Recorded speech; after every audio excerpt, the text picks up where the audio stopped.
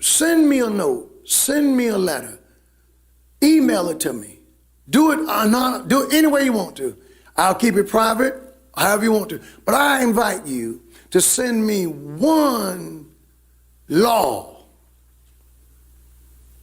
that President Trump passed in 4 years that was against the Bible. It is said that those of us who are ignorant of history, or if we ignore history, we will repeat history. But it seems like to me America is ignorant because we're ignoring the Bible. I'm amazed. Y'all not gonna like this.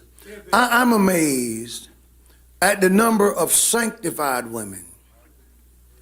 And I'm gonna show you in the Bible the number of sanctified women whose now new model is Kamala Harris.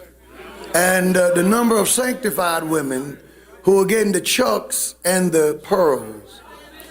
Nothing wrong with chucks, nothing wrong with pearls. But when a woman who endorsed and performed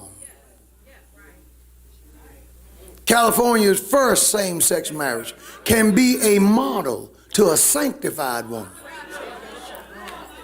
I don't believe you're sanctified. It used to be a model to the sanctified, you had to be sanctified. And I don't know what African Americans are excited about, given what she did to us when she had the power to do it.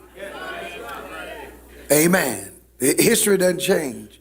Now what we can do is we can pretend not to remember and pretend not to know and pretend it's a new day. But I noticed this, the memory problems and the forgiveness and the move on only applies one way. A Democrat can kill us all and say, I'm sorry, and we'll go along with it. A Republican can save us all, and we still stay mad. There's something wrong with that. There's something wrong with that.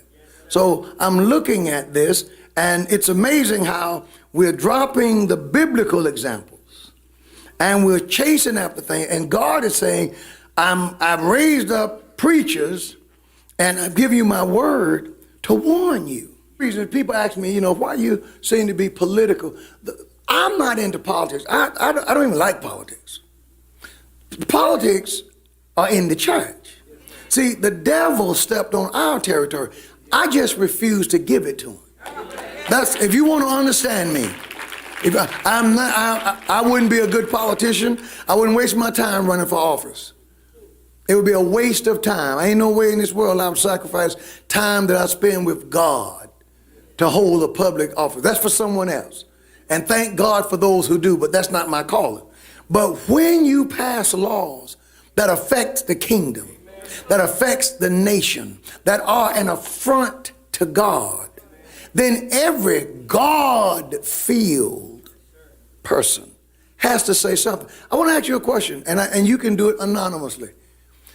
Send me a note, send me a letter, email it to me. Do it any way you want to. I'll keep it private, however you want to. But I invite you to send me one law that President Trump passed in 4 years that was against the Bible and God and our Christian teaching. Now I publicly asked you for, I didn't ask for 10, I asked for one. Well, I couldn't stand the way he talked. He didn't pass that into law. I didn't like his attitude. He didn't pass that into law. I want to know law.